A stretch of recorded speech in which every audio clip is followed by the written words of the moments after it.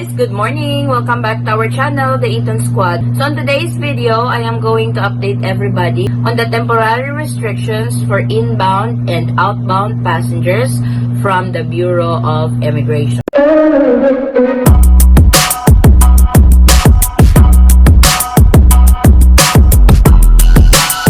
Hi, I'm Patricia. I'm the madam. Hi, I'm Ellie. I'm the ruler. I'm Addie and I'm the diva. I'm Mommy Addie, and I'm the boss. And I'm Papa Forrest. I'm the real boss. We are the Eton Squad.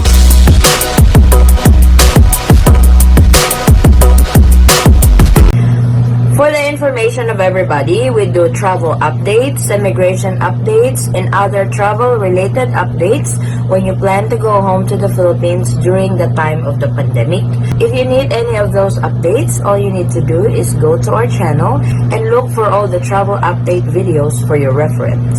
So the travel restrictions to the Philippines hasn't really been lifted yet. So what is imposed at the moment to all travelers going to the Philippines during the time of the pandemic is still in place.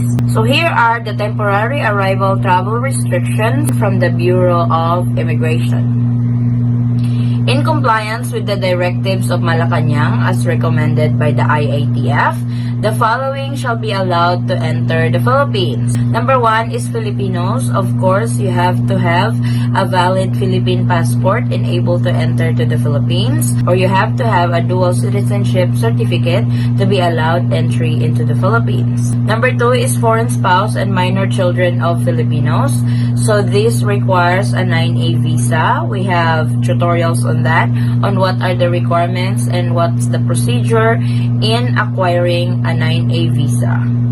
Number 3, children with special needs regardless of age of Filipinos. So this also requires a 9A visa and able to enter to the Philippines. Number 4, foreign parent of minor Filipinos. Again, this also needs a 9A visa. Number 5, foreign parent of Filipino children with special needs regardless of age. This also needs a 9A visa to allow entry into the Philippines. Number 6, accredited foreign government and international organization officials and their dependents. Number 7, foreign airline crew members. And number 8, foreign seafarers with 9C visa.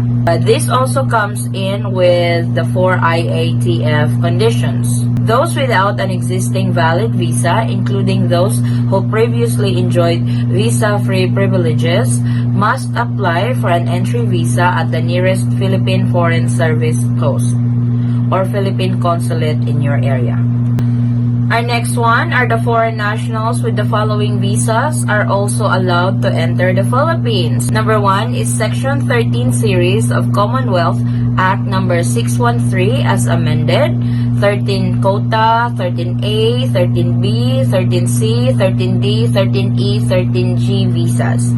I am not going to explain each of those visas because it gets confusing, but for sure, travelers that are holding these types of visa knows what kind of visa this is and that they know that they are allowed to enter the Philippines. Number 2, RA 7919 visa. Number 3, Executive Order 324 visa. Number 4, native-born visa. Number 5, temporary resident visa relative to Section 13 of CA 613 as amended, based on Memorandum Order number AD 01-038 or AD 02-015. Again, those holders of this visa knows more what kind of visa this is and that they are allowed to enter into the Philippines during the time of the pandemic.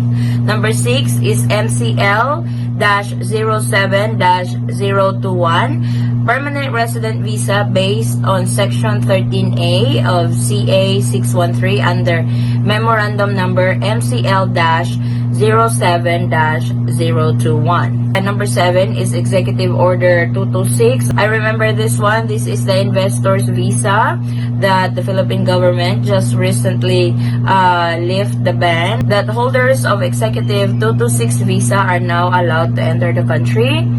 Number 8, 47A2 visa. Also, foreign nationals with visas issued by the following economic zones.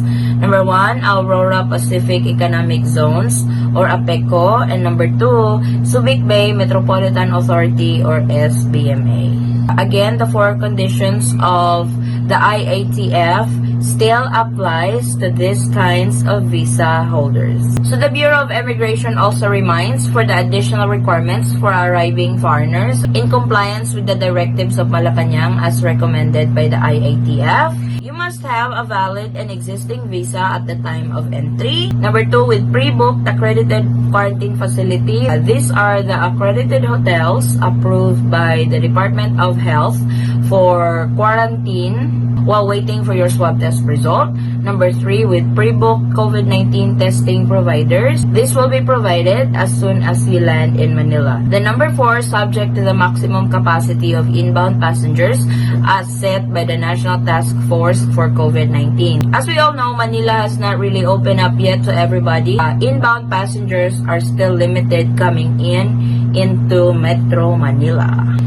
Also, the Bureau of Immigration reminds the public for the additional requirements for outbound Filipinos traveling on tourist or short-term visa or visitor's visa. In compliance with the directives from Malacanang as recommended by the IATF, you will need the following. Number 1, confirmed round-trip ticket. Number 2, travel and health insurance to cover travel disruptions and hospitalizations in case of COVID-19 infections during their allowable period of stay abroad. And number 3, Bureau of Immigration declaration of acknowledging the risk involved in traveling, including risk of delay in their return flight. So please take note of these requirements to all outbound passengers. They also remind the travelers that negative COVID-19 tests should be prepared if required by country of destination. So please check those countries that you are flying with or in transit with if they require a negative COVID-19 test result. And also upon return, they shall follow the guidelines of the National Task Force for returning overseas Filipinos. So when you return to the Philippines, you will have to go through the protocols of arriving passengers.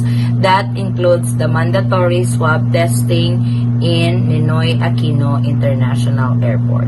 So I know everyone is really waiting when the Philippine government would lift the travel ban for foreign nationals traveling to the Philippines, but unfortunately, I cannot give you that good news yet because as of right now, the travel restrictions to all foreign nationals traveling to the Philippines is still in place, and may these reminders from the Bureau of Immigration will give you a heads up if you guys are planning to travel to the Philippines during the time of the pandemic. Thank you so much guys for watching. I hope to see you guys on our next travel update. And if you guys are not a subscriber to our channel yet, please consider subscribing so we can give you the latest travel update when you plan to travel to the Philippines during the time of the pandemic. And don't forget to hit that notification bell so you will be notified every time we have new uploads. And to our new subscribers, thank you all so much for the continuous support and the continuous trust to our channel, the Eton Squad. I hope to see you guys on our next travel update. Stay safe, stay healthy, and God bless everyone. Bye!